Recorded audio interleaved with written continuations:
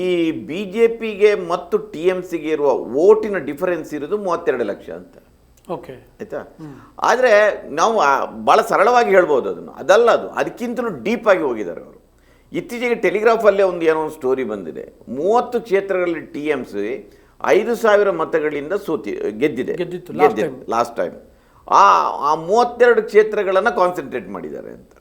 ಅಲ್ಲಿ ಅಂದರೆ ಬೇರೆ ಏನಿಲ್ಲ, ಎಲ್ಲೆಲ್ಲಿ ಮುಸ್ಲಿಂ ವೋಟರ್ಸ್ ಇದ್ದಾರೆ ಒಂದು 5,000 ವೋಟ್ಗಳನ್ನು ಅಲ್ಲಿ ತೆಗೆದುಹಾಕಿಬಿಟ್ರೆ ಅವ್ರಿಗೆ ಗೊತ್ತಾಗುತ್ತೆ.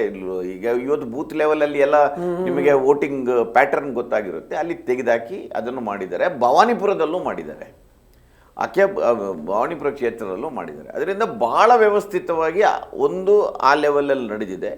ಇನ್ನೊಂದು ದುಡ್ಡು, ಮಸಲ್ ಪವರ್ ಅದು ನಡೆದಿದೆ. ಕೇಂದ್ರದ ಕೈಯಲ್ಲಿರುವ ಏಜೆನ್ಸಿಗಳು ಕೆಲಸ ಮಾಡಿದೆ. ಇವೆಲ್ಲವನ್ನು ಸೇರಿ ಮಮತಾ ಬ್ಯಾನರ್ಜಿಯನ್ನು ಉರುಳಿಸಿದ್ದಾರೆ.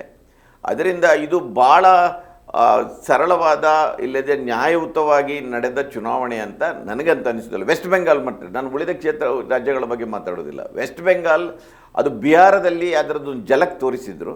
ಅಸ್ಸಾಂನಲ್ಲಿ ಮೊದಲೇ ಮಾಡಿದ್ರು ಅವರು ಭಾಳ ವ್ಯವಸ್ಥಿತವಾಗಿ. ಪಶ್ಚಿಮ ಬಂಗಾಳದಲ್ಲಿ ಫುಲ್ ಫ್ಲಡ್ಜ್ ಆಗಿ ಅವರ ಟಾರ್ಗೆಟ್ ಈಗ ಬರ್ತಿರೋ ರಿಪೋರ್ಟ್ ಪ್ರಕಾರ ಅವರು ಶುರು ಮಾಡಿದ್ದೆ ವೆಸ್ಟ್ ಬೆಂಗಾಲಲ್ಲಿ. ಅದರದ್ದೊಂದು ಝಲಕ್ಕನ್ನು ಅದರದ್ದೊಂದು ಪ್ರಯೋಗವನ್ನು ಬಿಹಾರದಲ್ಲಿ ಮಾಡಿದರು ಮತ್ತು ಅಸ್ಸಾಂನಲ್ಲಿ ಮಾಡಿದರು.